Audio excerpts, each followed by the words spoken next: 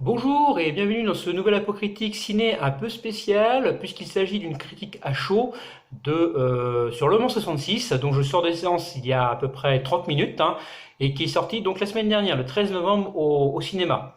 Alors Le Mans 66 c'est quoi? Alors c'est un film de James Mangold, le mec qui a réalisé Logan, le film Logan entre autres.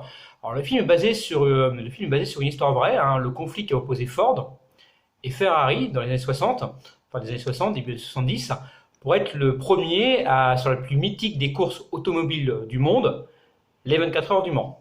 Alors je vous fais un petit résumé du film, sans spoil.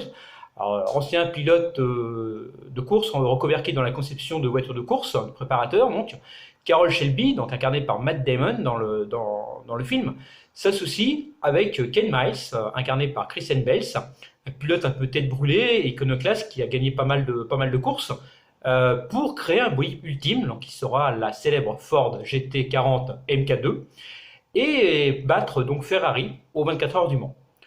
Alors vous allez me dire, ouais, un film réservé aux fans de bagnole. Eh ben non, parce que Karl Mangold ne place pas les voitures au cœur de son récit, de sa mise en scène. Au contraire, ce sont bien les personnages qui sont mis en avant, les deux personnalités de Ken Miles et Shelby, Carroll Shelby, d'accord, qui sont mis en avant, leur corps, leurs émotions, c'est vraiment ce qui était mis en avant dans le film. Alors le film est d'ailleurs à l'image du duo Shelby-Miles. D'un côté, il y a le bon samaritain, propre sur lui, droit, honnête, un peu simplé. Et de l'autre, il y a le kamikaze qui brûle la vie par les deux bouts et qui vraiment, c'est que dans le piloter les voitures, et ça a une passion dévorante. Il vit pour ça, Miles. Alors donc pour moi, ce film, c'est avant tout donc une histoire humaine, mais surtout une histoire d'amitié entre deux bonhommes. Et puis quels hommes, franchement, parce que Shelby, faut savoir, et Miles ont littéralement révolutionné le monde et l'histoire de l'automobile. Et la marque Shelby, 60 ans après, 50 ans après, pardon, sa création, elle existe encore. Et c'est une référence dans le monde de l'automobile, son célèbre logo en forme de cobra étant connu partout dans le monde. Alors, malheureusement, le film est un biopic. Et comme tous les biopics, voire par exemple Bohemian Rhapsody, dont je mets l'affiche ici, on ne sait pas ce qui relève de la réalité de la fiction, mais après tout, on s'en tape. Moi, je suis venu voir Le Mans 66 comme un bon film, pas comme un documentaire sur ce qui s'est passé au Mans en 66. Alors, qu'est-ce que j'ai pensé de ce film? Eh ben, j'ai adoré. J'ai simplement adoré ce film. C'est superbe bien réalisé. Le scénario tient la route. En même temps, c'est une histoire vraie, donc on peut qu'y croire. La photographie est superbe. Ça nous plonge vraiment dans la fin des années 60. Il y a des voitures d'époque, des costumes d'époque, des marques d'époque, les télés, tout, vraiment tout. On y croit, on se croit vraiment à la fin des années 60. L'acteur qui incarne Henry Ford 2, j'ai regardé un peu sur Wikipédia, ouais, il ressemble pas mal. Pareil pour Enzo Ferrari, très arrogant dans le film d'ailleurs, mais bon, entre guillemets, sans vous spoiler, il prend vraiment la déculottée qu'il mérite, Enzo. Euh, Autre chose que Mangold a bien retransmis également, c'est l'arrogance et l'obstination des cadres de Ford, qui veulent absolument écarter Miles de leur projet, tout simplement parce qu'il n'est pas politiquement correct. Il passe mal à la télé, on ne sait pas comment il réagit, c'est un chien fou, on l'appelle d'ailleurs, son nom dans le film c'est Bulldog.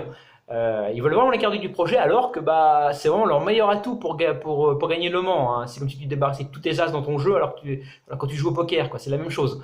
Alors le seul défaut que je noterais dans ce film, c'est qu'il est un petit peu patriotique quand même, puisque l'affrontement entre les deux constructeurs, on le voit uniquement du côté de Ford, et on voit jamais, très très très peu le côté Ferrari. On le voit même, on le voit 10 secondes le côté Ferrari dans le film, c'est tout.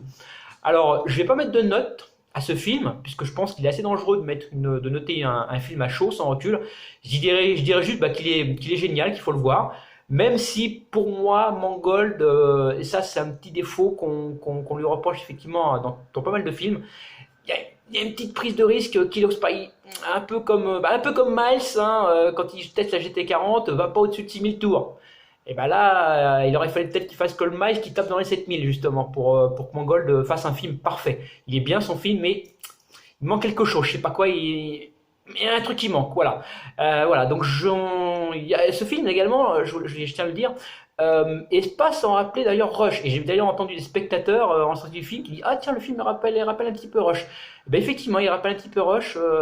C'est effectivement un petit peu construit pareil, hein. D'ailleurs, je vous conseille de le voir ce film. Il faudrait d'ailleurs que je le revoie ce film. Voilà, donc j'en ai un petit peu fini. J'en ai fini d'ailleurs, pas un petit peu, j'en ai complètement fini. Donc avec cette mini critique à chaud. Merci donc de me dire ce que vous en pensez, de mettre des pouces bleus, de vous abonner, d'activer la cloche de notification. Bien sûr, je vous recommande de voir le film, hein, avant toute chose. Allez voir, il est encore au cinéma, il est sorti il y a une semaine, donc je pense qu'il va être au moins un bon mois, voire un mois et demi au cinéma. Voilà. Donc dites-moi ce que vous en pensez, si vous l'avez vu en commentaire. N'oubliez pas d'avoir l'esprit critique, et à la prochaine.